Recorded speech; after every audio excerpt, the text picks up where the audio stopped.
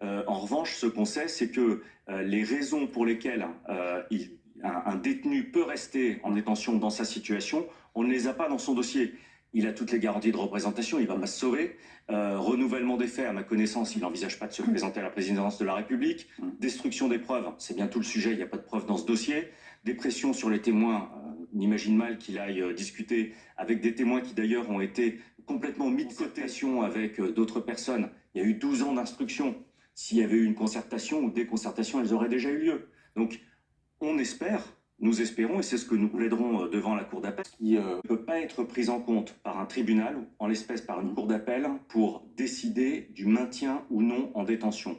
La présidente l'a utilisé pour le placer en détention, mais à partir du moment où vous êtes en détention, que vous avez fait appel de votre jugement, c'est un autre texte qui trouve à s'appliquer, et la gravité des faits, l'ordre public, puisque c'était ce qu'elle indiquait, ne peut pas être utilisé comme un moyen pour maintenir.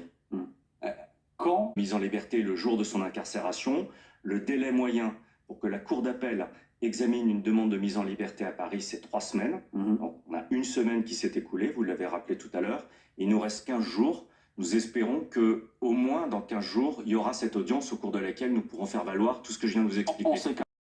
En revanche, ce qu'on sait, c'est que les raisons pour lesquelles un détenu peut rester en détention dans sa situation, on ne les a pas dans son dossier. Il a toutes les garanties de représentation, il va pas se sauver. Renouvellement des faits, à ma connaissance, il n'envisage pas de se présenter à la présidence de la République. Destruction des preuves, c'est bien tout le sujet, il n'y a pas de preuves dans ce dossier.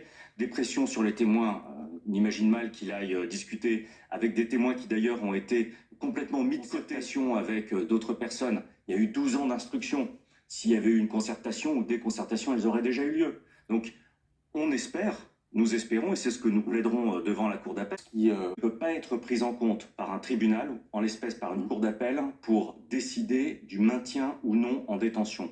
La présidente l'a utilisé pour le placer en détention, mais à partir du moment où vous êtes en détention, que vous avez fait appel de votre jugement, c'est un autre texte qui trouve à s'appliquer, et la gravité des faits, l'ordre public, puisque c'était ce qu'elle indiquait, ne peut pas être utilisé comme un moyen pour maintenir. Quand mise en liberté le jour de son incarcération, le délai moyen pour que la Cour d'appel examine une demande de mise en liberté à Paris, c'est 3 semaines. Donc, on a une semaine qui s'est écoulée, vous l'avez rappelé tout à l'heure. Il nous reste 15 jours. Nous espérons qu'au moins dans 15 jours, il y aura cette audience au cours de laquelle nous pourrons faire valoir tout ce que je viens de vous expliquer.